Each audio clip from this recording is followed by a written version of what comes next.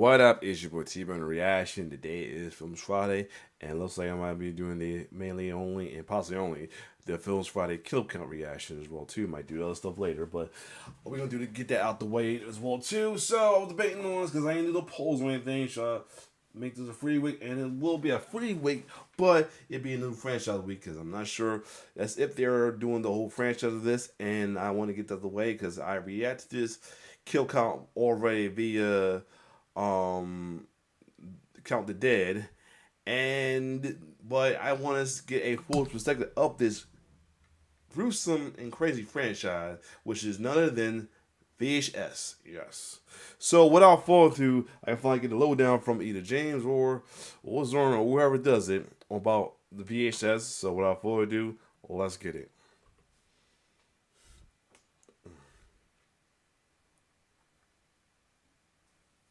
Hold up. I'm not hearing nothing. Give me a quick second. Alright, let's try this again.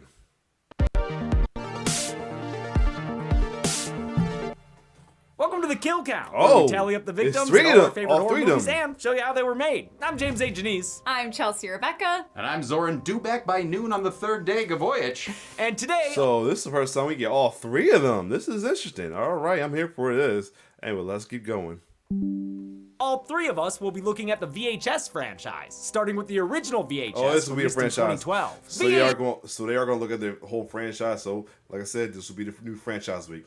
Perfect. Yeah, This is a movie in the anthology loosest film. sense of the No, word. No, It's no. This isn't going to work all at once. So, how about I kick things off myself, and then I'll bring you guys back for the various segments? Okay. Sure. Yeah, I've got a Saw marathon to start, so. Oh, sounds fun. I'm gonna go see my kid. I want to watch Saw. Watch my kid. VHS is an anthology horror film, meaning it's comprised of various standalone segments. We've kill counted the format before with the Tales from the Hood trilogy. Here, the segments are connected through their found footage style, with each story represented by a videotape and shot with different kinds of cameras. Different filmmakers made each segment, and it's honestly a who's who of modern horror. It is impressive how many of these people went on to helm major franchises and make modern classics. VHS was developed by Brad Hold on. Miska, founder of the horror web. Go back. Is that the one dude that's on for Spider-Man to play the new Filmmakers Spider-Man? made Hold on. each segment, and it's honestly a who's who of modern horror. It is impressive how many of these people went on to helm major franchises. Is that him? Or is... Hold on, he's one of them? Let me see. Hold on.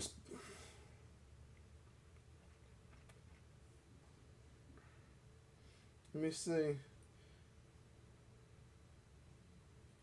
Yeah, of course I can't find them instantly. Oh, yeah. Well, of course. It make it hard for me to find them. Anyway. Hold on. Screen 2. I'm trying to figure that's the one of the far right. That's the one that's on, was part of it. Give me a second. I always hate this. Like, when I want to find stuff and don't want to incorporate. On back. So you're not projected. This is for Scream 7 pretty much. He's there because Scream 7 is directed because Radio Silence is part of that. So that's why. Alright. I was wondering. Anyway, let's keep going. Probably made this thing longer than I needed to be. But let's keep going. franchises and make modern classics. VHS was developed by Brad Miska, founder of the horror website Bloody Disgusting. He approached the project as a trust fall exercise, allowing the filmmakers almost complete creative control over their segments. Wow. They were each given the same budget and the same set of rules. They had to justify why the characters were filming themselves, and they had to keep the effects as practical as possible. It was a successful formula, and was quickly followed by VHS 2 and VHS Viral. Like all anthology films, each VHS movie is a mixed bag, but almost all of them have good to great segments, and I'm glad the series returned a few years ago with a second trilogy, VHS 94, VHS 99, and VHS 85, each tied together by the year in which the segments take place. The series continues this year with another new direction, Wow. since VHS Beyond comes out this fall. While I enjoyed the wow. franchise, especially that recent trilogy, this first one is definitely not for everyone. The filmmaking talent is unimpeachable, but it's just overwhelmingly rapey, to be honest. To be clear, I'm not accusing any of these filmmakers of condoning that behavior. These are clearly characters who are meant to be despised. It's definitely a movie from, You know, it's kind of about the male gaze. But the repeated sexual assaults and harassment feels extra gross and hard to watch because of the found footage aspect. It makes the segments feel like videos uploaded to the nastier parts of the internet. And yeah, the bad guys eventually get their comeuppance, but that doesn't make it easier to watch as they victimize young women. Aside from those elements, which again are relentless, VHS is a great exercise in low-budget filmmaking. Its grimy amateur look pulls everything together cohesively and helps ground the film in reality. Don't be scared away if this first film is too brotastic for you. The franchise sheds that tone as it goes on and delivers some amazing creative shorts. But of course, it's all gotta start somewhere, and that somewhere is here. How many home video homicides will this collection contain? Let's find out and get to the kills. Oh, no sponsor. The movie begins by pressing play. Damn, that's a nostalgic shade of blue. It's the color of VCRs and infomercial order screens. Some asshole is secretly recording a sex tape and gets in trouble when his date notices, since, you know, that's a fucking crime. The video's been mostly taped over with the antics of him and his shitty friends. They spend their time searching for asbestos and, oh great, sexually assaulting women in parking garages. They are just the worst fucking dudes. They're like a non-lovable version of the Jackass crew, with creative pranks replaced by rage and shitty mustaches. This group makes money selling their footage to internet pervs, but leader Gary, he of the trash stash, is dreaming of bigger scores. He says an anonymous client has hired them to steal a videotape from a spooky old house. When they get inside, they find a room full of TVs being watched by the homeowner, who's become a couch potato corpse. Some of the guys start searching the house, including in the basement, where there might be someone running around. Maybe they're just looking for a bucket of paint, because let me tell you, there's a whole bunch of those down there. There are also a bunch of VHS tapes, too many to know which one they're supposed to steal, so I guess they should start watching them. In the dead guy TV room, Brad gets to work, hoping to find whatever it is they're looking for. Oh shit, that's the exact VCR I owned as a kid. Or one of them anyway. Always had I think I own that one too, to be honest. Or at least something like it, be honest.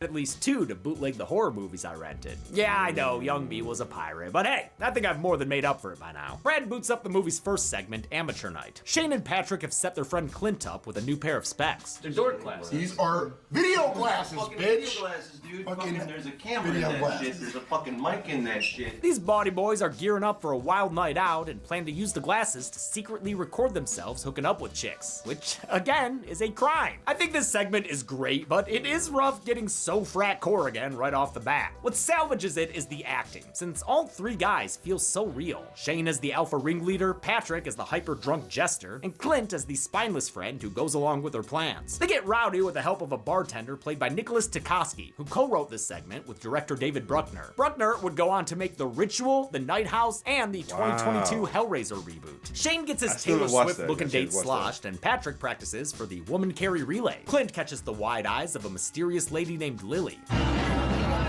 Sorry, what was that? Yeah! Wait, what? The group's antics eventually get them kicked out, so the boys drunk drive back to their motel with Lily and Lisa in tow. They head up to their room and start to get grabby with their dates. Lily doesn't like Clint's friends very much. What are you, like a fucking cat or something? She only has those big ol' eyes for one guy. I like you. Although, did she just breathe on the camera? Yo, I think she knows there's a camera, dude. Well, they used actual camera glasses for shots in front of mirrors. The device only recorded at 15 frames per second, which looks like shit. For all the other shots, they built a helmet rig to use with a real camera, then tried to match the glitchy aesthetic in post. The hidden cam adds to the tension of this incredibly uncomfortable scene. So does the perpetually cackling Patrick. I'm just fucking sitting on the couch, dude. His laugh is like those fucking firecrackers in that scene Oh, from yeah. Boogie Nights. A constant, obnoxious background noise that keeps everyone on edge. Great drunk acting by Joe Sykes, which might come from exhaustion, since Bruckner had the actors do 20 or more takes to get them moving. Lisa passes out, but that doesn't stop Shane, at least until his friends tell him to knock it off. She's done, dude. She's done. Don't do it. Stop now. Good job, guys. You have cleared the absolute lowest bar for human decency. Oh wait, you're still secretly recording chicks. Never mind. Drunk and horny, Shane pulls rank and steps in on Lily instead. He strips her completely naked, exposing her freaky feet in the process. He don't seem to mind. Lily flips the script and takes control of the situation, grabbing Clint for a lick and an invitation to join. Patrick wants to get involved too, but Lily says no. While cowardice Clint runs to the bathroom, Patty Boy strips down and tries to join anyway. He's quickly taught that no means no. She really just fucking bit me. Jesus Christ. Yeah, dude, and that's only the beginning for your stupid naked ass. They watch as Lily's back gets gross and she lays into Shane. Not in the way he wants either. She straddles him while she tears him apart. Then she sticks her foot in his mouth. mouth. Careful, Lily. Some dudes are into that. Finally, she yanks him off the bed to finish with an off-screen molly. He's dead. He's dead. Yeah. Remember Don't Be a Menace? Yeah, I think get a little crazy. Oh, yeah. All right, motherfucker. Let's go. That's a cover Mario, but a hard version of that. Good riddance. Clint hides Damn. with Patrick, who arms himself with a shower rod. When they emerge, Lily's really feeling herself with a disturbing dance number. Pat interrupts it, earning his own gory Flory makeout sesh, complete with a not-so-happy ending. Wow, took the junk right off that trash bin. Clint escapes the room and makes a run for it, but takes a tumble down the stairs. Damn. He breaks his wrist right through the stairs, and waylaid for Lily, who's creeping on a come-up, Bone Thug style. She gives him a glimpse of her true form. Looking like a knobby with an open head wound. English actress Hannah Fierman's unsettling performance absolutely makes this segment. She'd reprised the role of Lily in Siren, a feature-length adaptation of Amateur Night. Lily tries to show Wow. Clint just how much she likes him, but he rejects her advances, causing her to crawl away and cry in the corner. He flees into the parking lot, screaming for help, but before he can get any, he's lifted off the ground and sails through the sky, thanks to a fully transformed Lily. Look at her go! To achieve this shot, the camera was placed inside a plastic case and floated up with helium balloons. Wow. 1, 2, 3. Oh, wow. Lily's flying and Clint's legs were separate elements filmed against a green screen and added to the footage. I'll go ahead and count Clint as dead, even though we don't see it, since his glasses fall off his face and end the segment on the street Damn. below. Ah, man, that means we're back with these assholes. In the framing narrative, Brad has mysteriously disappeared, and since we never see him again, I'll add him to the count right now as well. His buddy Rox finds the camera, and instead of looking for him, takes over tape watching duties. He doesn't notice that the dead guy behind him has joined in to watch the show too. Hey, Molly needs a walk and Lucy needs pets. Oh, So. well, that sounds like a great time to clock out and let you take over Oh, the next segment. I like what they do with the dark clock. They're taking turns with each chapters. That's pretty cool right there. Rox pops in the next tape, beginning the segment Second Honeymoon. It's a tape made by newlyweds Sam and Stephanie. Hi. This is, Chelsea. I'm Chelsea. Please watch the podcast. They're taking a romantic Route 66 road trip, which James and I did the same year this movie came out. When he Wow, moved look to how LA. young they In were. fact, I immediately clocked this place as Oakman, Arizona, a one-road mountain town with fewer than 100 people and donkeys that freely roam the street. Just like Stephanie, I too enjoyed petting the donkeys. They head east to Williams, Arizona, where they meet a fortune-telling jigglbilly. Commence the dangling, huh?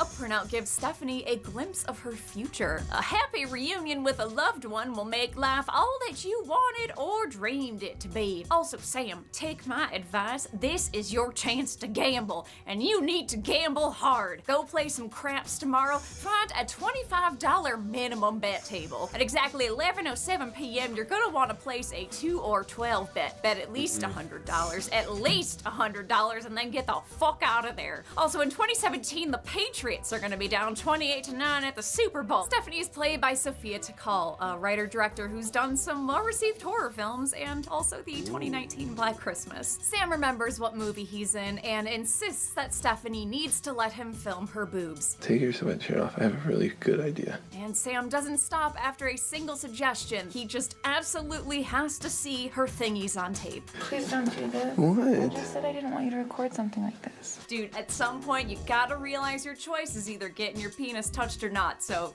just put down the damn camera. It makes him pretty easy to hate, although I do sympathize with how much he wants to stop at a casino. I just really badly want to play craps. I love craps too. You know what they say, it's like the really fun game. Yeah, exactly. His titty tantrum is interrupted by a knock, so Sam checks who their visitor could be.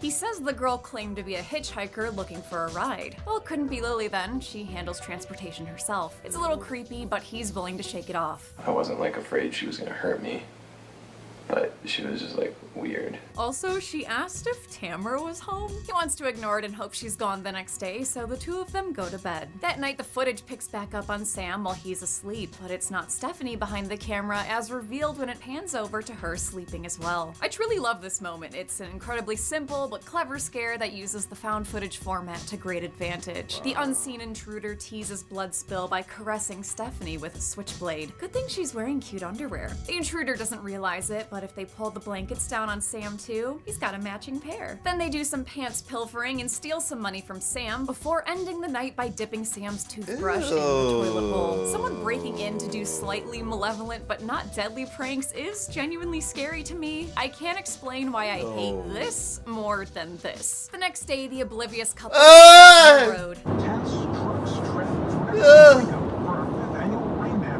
That voice on the radio. I don't know why I didn't fall, but put the toothbrush in his mouth.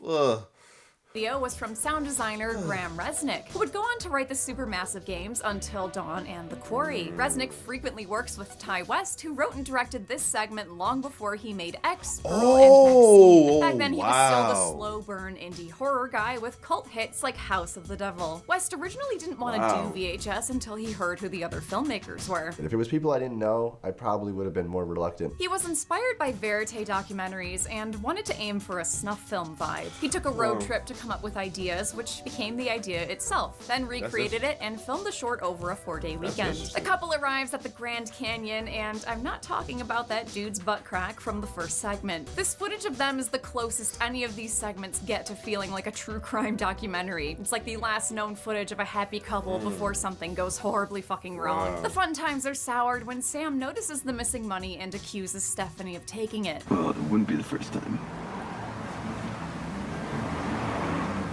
What do you mean by that? Treat yourself. Yeah, dude, she's gotta keep buying toothbrushes because someone keeps dipping them in poop water. That night, they stay in seemingly the exact same motel room, which I believe was in Flagstaff, Arizona. They're visited again by the mystery intruder who stabs Sam in the neck with their switchblade. It's a bloody, gurgly kill interspersed with shots of the winding road. It's simple, but surprisingly violent. As the killer washes her hands off, she's revealed to be Stephanie's murderous lover, the supposed hitchhiker chick who'd been following them. Good for them, I guess. I hope they get to play craps too. The segment ends as Stephanie asks if their snuff film's been erased. We cut back to Rox, who doesn't realize the corpse behind him has disappeared. Gary is still looking for the one true tape in the basement with his other cameraman Zach, who shot the sleazy sex tape in the opening. They don't find it, but the movie heads straight into the next segment after that, which means I'm going on lunch. Soren, your shift. Oh, here we go. Already? You know his gonna be. Okay.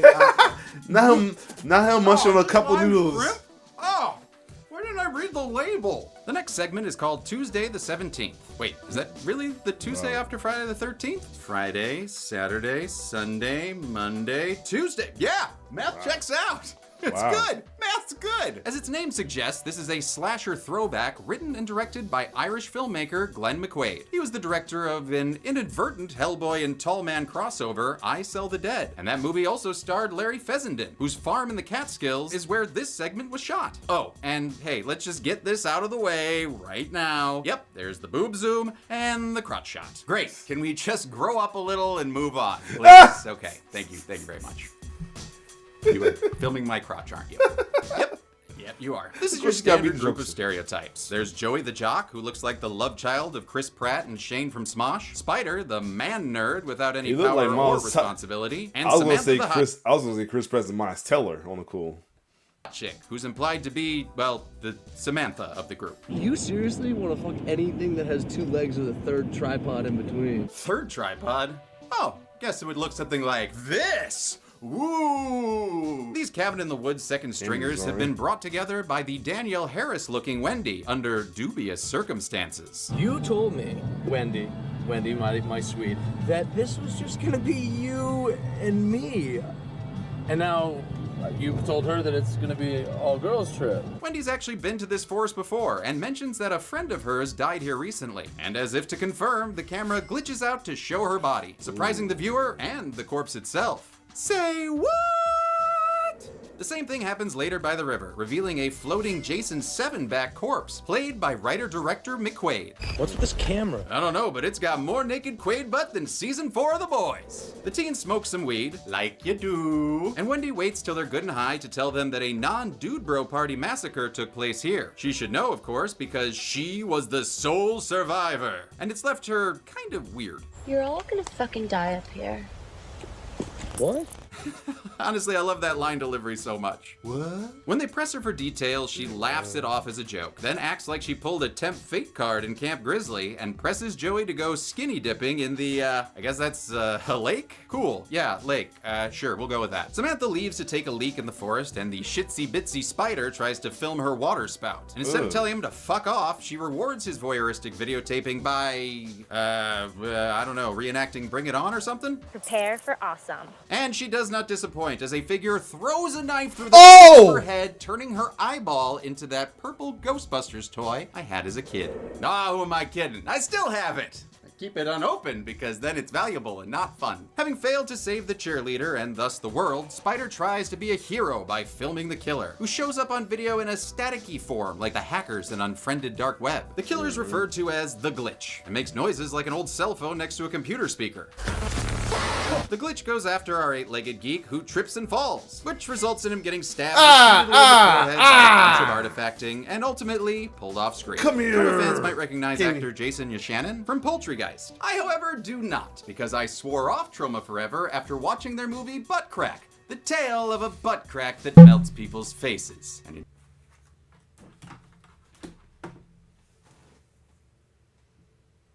That is about worse than Thanksgiving.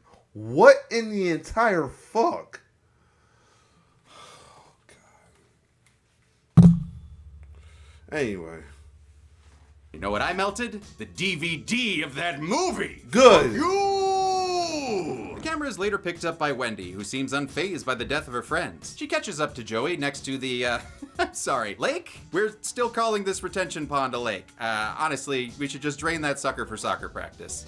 Anyway, she tries to get Joey to keep his clothes off. I think we should get back into the lake, fuck each other's brains out, and we could even film it for posterity. Wow, this one really flipped the script. Nice. Wendy says the massacre she survived was done by an unknown evil entity. She admits she brought the group out there as bait, which works since the Glitch approaches Joey from behind and slits his Jonas apple. McQuaid took inspiration from 80s slashers like Friday the 13th, obviously, as well as The Burning. Oh, Jesus, is that George Costanza with hair? Horrifying. Wow. McQuaid wanted it to be ambiguous when it came to what the character saw looking at the killer. And Will hair at that, not toupee like he had in like other films. Wow. He's glitchy on their cameras. On set, the killer looked most like the one from Torso, with additional inspiration from Blood and Black Lace. Having lost her boy, Wendy flies off into the woods. She tries to make the Glitch dead in the daylight with a ground mouth and an Evan McMillan special. Neither works for very long, and she still can't get this guy on tape. You know, whatever he looks like. Why should I film you? Oh, because he didn't sign the release form. She gets too close and is glitch slapped for her troubles, causing her to flee farther into the forest. After Wendy falls due to gravity, she spots a still living Joey just bumping into objects like a broy Roomba. Roomba? Roomba? Oh, Roomba, that's the actual name of the product. Well, anyway, add him to the count on my mark. Hold. Now, looks like Joey's been canceled again. Send Matt LeBlanc my condolences. The Glitch catches up to Wendy, who gives him a Julie Jamesian taunt. What are you waiting for? Got him. Apparently a leftover predator spring trap that drives a metal rod into his head. Wendy then gets up close to gloat. You are one staticky motherfucker. But the Glitch pulls a disappearing act when she's not looking. It then comes back for one last scare and beats Wendy down with the camera. Extreme close-up. Whoa! He then biggie sizes Wendy's death by carving open her stomach with a knife. And wow, okay, just really getting in there too. Just raw. Gross. Sorry, Wendy. You know what they say, life's a glitch, and then you die.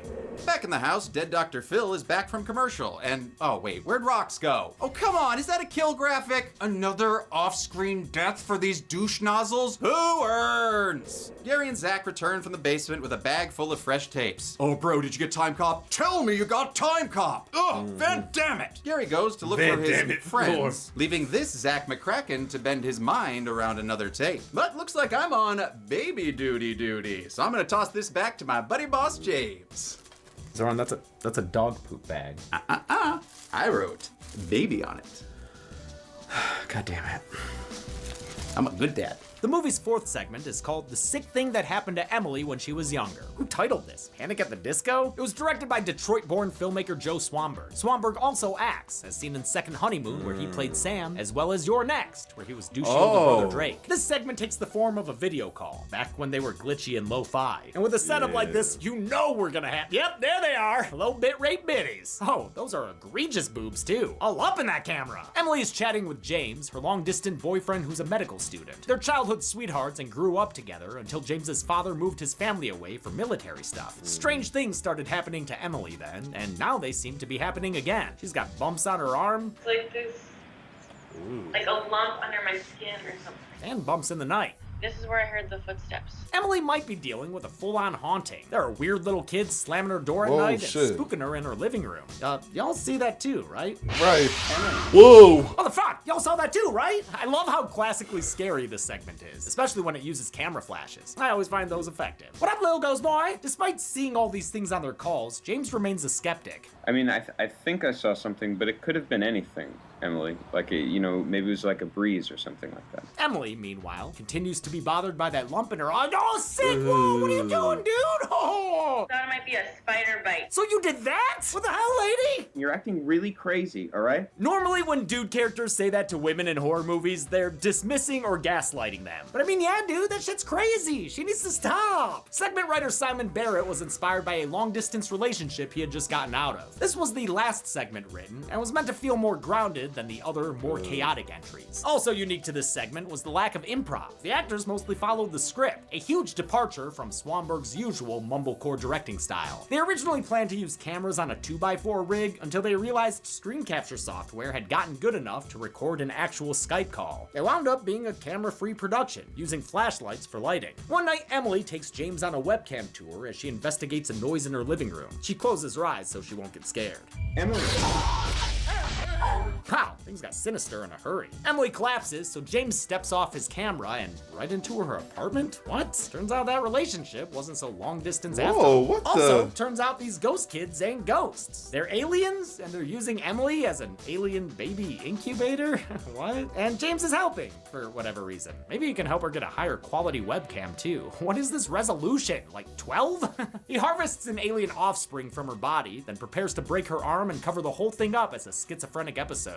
I mean, it explains a lot, why I thought I was seeing ghosts, why I don't remember running out into the middle of the street that night. I'm just crazy. Oh shit, forget what I said earlier. This is some galactic level gaslighting. Like the actual original textbook definition of gaslighting. It keeps the poor girl trapped in their relationship. You deserve to be with someone normal. I don't know what I did to deserve someone. You're so good. When I watched the one Counting Dead, it was just doing the kills. Not the whole story, and watch the story. Jesus Christ, this one is definitely the most craziest one out of all the stories. One was just wild and just ridiculous. This one was just whoa. I like how scary and weird this segment is, but the best part of it is Helen Rogers' performance. It might be the best acting in the whole damn movie. She's so good at portraying Emily as self-conscious and sympathetic. The segment ends with the reveal that Emily is just one of several girls in James's fertility phone book. And of course, we're gonna see her boobs too. Oh, VHS, man. Same as it ever was. As the tape runs out, Gary returns to find Zach. That's why I ain't seen nothing about that one, because they had no kills. Wow. Dead guy missing. He follows footsteps deeper into the house and discovers Zach's decapitated body and Zach's decapitated head. He also finds the old guy who's returned as the living dead. He scaries Gary down a flight of stairs before pouncing on him for an off-screen kill. This framing narrative is called Tape 56 and was written by Simon Barrett and directed by Adam Wingard. The duo shot this wraparound before the other segments were even contextualized. It was building the movie as we were going along, as opposed to we knew exactly what we were doing right away. It's the only segment shot on actual VHS, and only part of it was, since halfway through filming, their camcorder broke. They had to finish shooting it with mini DV and an iPhone 3. Right after making Tape 56, Barrett and Wingard began production on You're Next. I freaking love that movie, which makes this wraparound segment all the more disappointing. It has some decent scares, but the criminal sleaze is hard to stomach. As mentioned, Barrett also wrote The Sick Thing That Happened to Emily, and played the guy whose girlfriend was assaulted in the parking garage, I think. DP Andrew draws Palermo Guillermo, who shot tape 56 and Your Next, played a random fifth thug helping film the attack. Although I think they might have just accidentally captured him on camera and gave him a credit. Adam Wingard played the first victim, Brad, while the other two hoodlums, Gary and Zach, were played by Kelvin Lee Reeder and Lane Hughes. Both of them also made small appearances in Your Next. That's all good and interesting, but the important thing is, we're done with those assholes. So let's cue up the final segment, which Chelsea specifically requested to cover. I like it. Upstairs, the VCR starts up on its own to play the final segment. It's called 10/31/98, my favorite Stephen King novel. A group of friends is celebrating Halloween night, with Tyler providing the footage thanks to his nanny cam costume. He's just a dude dressed up as a camera, dressed up as a teddy bear. His housemate makes the right call and stays at home watching Stargate or whatever else was on in 1998. You know all this stuff's going down at midnight, right? Hey, we all know that ended great for the robot lady from Trick or Treat. Tyler joins his boo crew on their way to a monster mash at a spooky old mansion. They immediately wonder if girls will be there. I've been watching the whole movie up to this point. All right, you guys are all on notice. They drive through an entire ska mix CD. But when they get to the house, they find it empty. Instead of assuming they got the wrong house or the party's been canceled, they come to the most logical conclusion, that this is actually all an elaborate haunted house that's been set up just for them. Okay.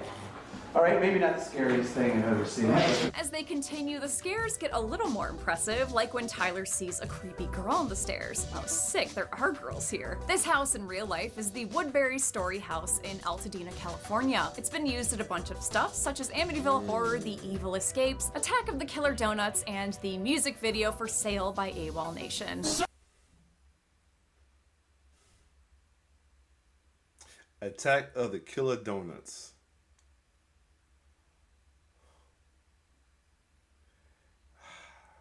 These filmmakers, I swear, Cohen's the craziest shit. But anyway. Just like with Amateur Night, this segment features dudes on a night out with a hidden camera. But I'm happy to report that we finally have a segment where the dudes behind the camera aren't trying to get a girl to take her clothes off. I am waiting for a contradictory clip to play. Oh, we're good. Great. And by the way, I think that's fine in like one, maybe two of these segments, because it works well as a shorthand to show what kind of a guy a character is when you only have 10 or so minutes to tell a story. But when it's every single segment except for one, it's just kind of exhausting. This sweet but scary segment was made by friends of the channel Radio Silence. Tyler Gillette plays the nanny camming Tyler, while his co-directing partner Matt Bettinelli-Olpin plays Matt the Pirate. They're joined by their steadfast producer Chad Villela, dressed as the Unabomber, and Paul. I don't know you, Paul, but thank you for your service. Radio Silence is all over our channels, having created Ready or Not, Scream 5, and Scream 6. In fact, Tara's pirate costume in Scream 6 is a nod to Matt's costume in this segment. VHS was a natural progression from their viral 2010 found footage short, Mountain Devil Prank Fails Horribly. That video is how producer Brad Miska learned of them and is similarly about normal dudes on an adventure that takes a turn. Our focus was to make something about really good average guys that make the right decision and then get punished for that, unfortunately. They shot the segment in HD, then recorded it onto an analog tape since it didn't feel real until it looked like crap. The group starts to feel let down by how low-key this is. If you think about what we're doing right now, we're walking through a house. But that's when they hear chanting coming from upstairs. They follow it to find an occult ritual happening in the attic, and they can't help but join in like it's delusion and this'll unlock a story path. Cast him down! Cast him down! Cast him down! Cast him down! The fun and games end when the tied-up woman starts getting slapped around for real. The boys immediately step in to save her, but are stopped when two cultists get pulled into the rafters by an unseen force. The crew bids a hasty retreat downstairs and almost escapes They all cool dudes. They was ready stepping when somebody got slapped, a leg got slapped around. That's pretty good right there. I would have did the same. Haunted house. But Tyler slams the brakes and says they need to help the lady. Because they're rude boys and not rude boys, they pick it up, and turn around to rescue her. They get into the attic where Chad takes down the cult leader while Tyler gets tackled. He's saved when his attacker is beset by Halloween heartburn before being pulled into the Come here! They manage to free the screaming lady and carry her downstairs, where this haunted house is hitting critical levels of spooky. Wait, are they in the Blumhouse? And my Chelsea Daddy on the They music. avoid That's all funny. the vase hurling and poltergeist chairs, but find their exit blocked by a magic Oh, door that no. looks like a face and ghostly grabby Mm-mm. hands. They reroute themselves through the basement and escape through the cellar door. I like how in the movie's other segments, there are glitches in the tapes that cut to a naked chick or someone who's been murdered, but this one just cuts to the guys grilling hot dogs in the park. They're nice boys. Tyler and Matt carry the girl to the car so they can drive her to a nearby hospital using an unwieldy paper map to navigate. RIP guys, you just barely missed MapQuest. Before they can reach the hospital, their car stalls out and the woman vanishes with a scream. Where'd she go? Oh, there she is. Hello. An approaching horn makes them realize they're parked on railroad tracks in a car they can't escape. Oh no! The movie ends with these good Damn. Samaritans getting smashed into a staticky title card. And yes, we'll count them as dead here since this is the canonical ending. But just for fun, Radio Silence filmed a much happier alternate ending. That's what? Oh. Oh! Wow, crazy night. You know what? I know where. I was looking at the map. I know where we are. I can get us home. Don't worry. Nice. Good alternate that they survived, but still. Hey, that was a hell of a Halloween, though. How many people were ejected from life in this analog anthology? Hey, shout out to Radio Silencers having like a better ending enough for one, even though they got killed the first time. But for them for not being douchebags or anything. But also the alternate ending where they actually survived. So pretty cool on them. So anyway, let's finish this off. Because SmackDown's on. Let's find out and get to the Hey, numbers. why does this one say Writer Tim on it? I don't know. I didn't put that there, did you? No, I did not put a creepy tape that says Writer Tim on it. Let's just make sure we don't play it. And she's playing it.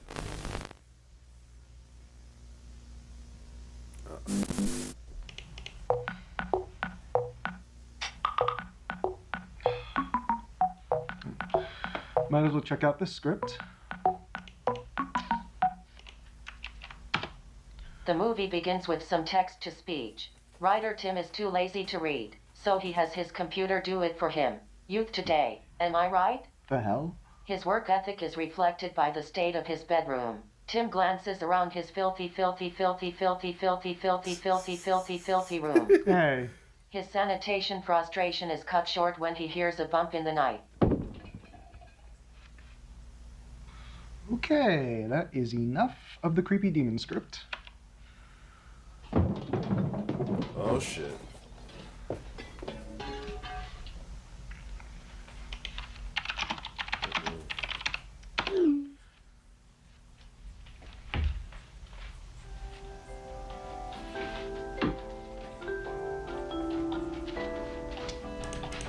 Writer Tim leaves the room to check on the noise, only to get jump scared by a cat. Oh, a cat. He fails to notice the killer creeping up behind him until a rip-roaring chainsaw gets his attention. Writer Tim turns to run, but he trips on a whole lot of nothing. He looks for help but only sees a creepy doll. Creepy baby, help me! But it just kinda fucks off. He holds off the killer with his tennis racket, but not for long. Oh, my tennis racket!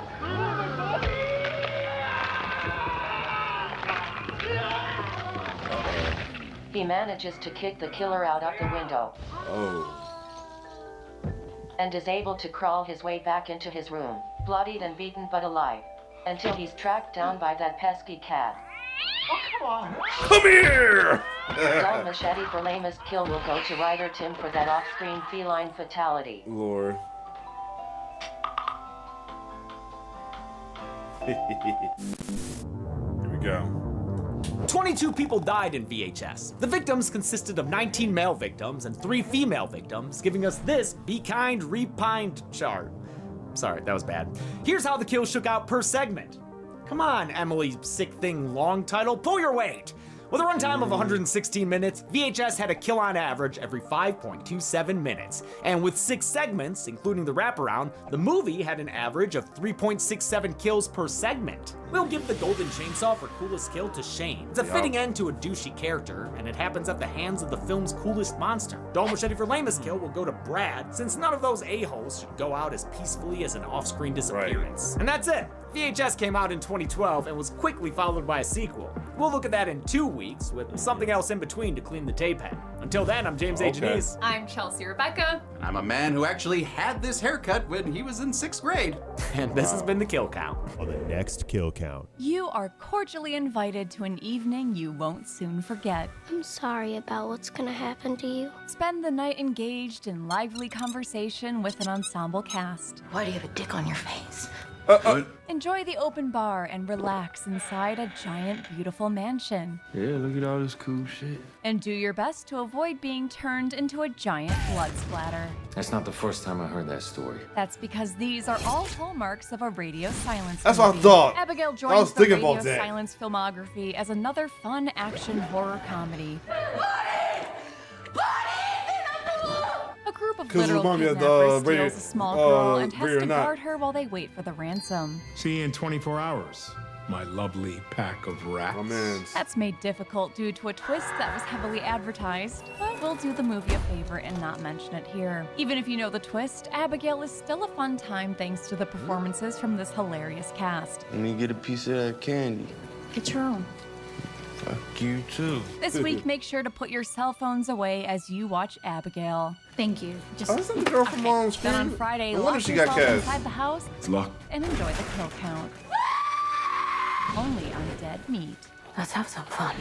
Abigail can currently be watched on the pictured streaming platforms. Dead Meat always recommends you watch the movie for yourself before its kill count. It's the only way to have your own properly informed opinion. Kill counts are never meant to replace the experience of watching a film. Hey, thanks for watching the Kill Alright, Count cool. for VHS. We're finally doing it. Yeah, Let me- we're doing it. We did it! Thank you, Brandon. Oh, yes, thank you, All Brandon. right, so looks like they are doing this. So that will be the free week, franchise week as well too. For it will happen every other week, while the next week before that, week after that will be 1 week will be poll week, and then the week after that, and every other week will be the franchise week will be VHS. So there you have it though. So what Abigail will be added to the next playing poll as a potential for the next spots as well too. Though other than that, I forgot to put up the loser poll. I will do that. I get a chance, but yeah, I gotta remember which one's the loser. But I know it's I know one is recently Exorcism, surprisingly, and the other one is the